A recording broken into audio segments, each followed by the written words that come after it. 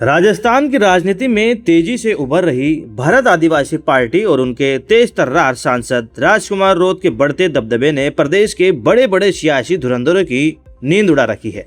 हाल ही में लोकसभा चुनाव में बीएपी ने जो जलवा दिखाया, उसके बाद अब बीजेपी से जुड़े एक स्टडी ग्रुप ने परिसीमन की एक ऐसी नई रिपोर्ट पेश की है जिसे बीएपी के खिलाफ बिछाया गया एक भयंकर चक्रव्यूह माना जा रहा है।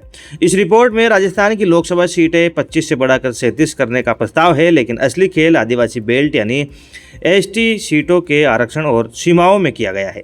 आखिर इस नए परिसीमन से राजकुमार रोत को कैसे घेरा जाएगा और किन नई सीटों को एसटी के लिए आरक्षित किया जा रहा है, चलिए देखते हैं। सबसे पहले इस परिसीमन रिपोर्ट के आदिवासी गणित को समझिए। बीजेपी से जुड़े स्टडी ग्रुप ने सुझाव दिया है कि प्रदेश में कुल 37 लोकसभा सीटें होनी चाहिए। इन 37 सीटों में से 5 सीटें सीधे तौर पर अनुसूचित जनजाति के लिए आरक्षित करने का प्रस्ताव है, जो अभी केवल 3 है। इस रिपोर्ट में सबसे बड़ा बदलाव आदिवासी बेल्ट में किया गया है। झालोर सिरोही सीट के टुकड़े करके एक नई सिरोही लोकसभा सीट बनाने की सिफारिश की गई है और इस नई सिरोही सीट को एसटी आरक्षित बनाने का प्रस्ताव रखा गया है। इसके अलावा हाड़ौती अंचल की 12 झालावाड़ सीट को भी एसटी के लिए आरक्षित करने का भयंकर सुझाव दिया गया है। सवाल यह है कि सीमाओं में बदलाव क्यों किया जा रहा है। दोस्तों, इनका सीधा कनेक्शन सांसद राजकुमार रोत और उनकी पार्टी बीएपी से है।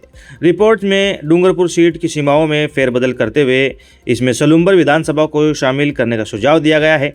वहीं राजसमंद लोकसभा सीट में उदयपुर की मावली और वल्लभ नगर विधानसभा को जोड़ने की सिफारिश की गई है। जानकारों का साफ मानना है कि इन बदलावों के पीछे का असली मकसद दक्षिणी राजस्थान में बदलते राजनीतिक समीकरणों और विशेष रूप से बीएपी के तूफान को रोकना है।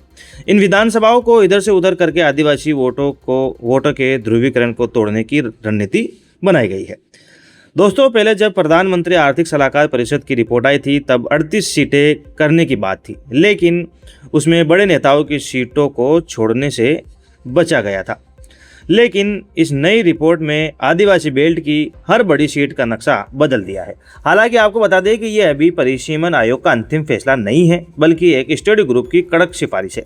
लेकिन अगर इसे लागू कर दिया गया तो राजकुमार रोत के सामने साल 2029 में अपनी पार्टी का वजूद बचाने और नई सीटों पर ताल ठोकने के लिए एक बहुत बड़ी चुनौती खड़ी हो जाएगी। दोस्तों, परिसीमन का ये नया संभावित नक्शा सीधे तौर पर वागड़ और मेवाड़ में बीएपी की आंधी को रोकने का एक बड़ा राजनीतिक मास्टर प्लान नजर आ रहा है। राजकुमार रोत और बीएपी को घेरने के लिए तैयार की गई इस परिसीमन रिपोर्ट पर आपकी अपनी क्या बेबाक राय है? क्या इस चक्रव्यूह से राजकुमार रोत बाहर निकल पाएंगे? कमेंट बॉक्स में अपनी बात जरूर बताइएगा। राजस्थान की राजनीति और अन्य खबरों से अपडेट रहने के लिए सब्सक्राइब करें हमारा चैनल रॉयल पत्रिका। जय हिंद।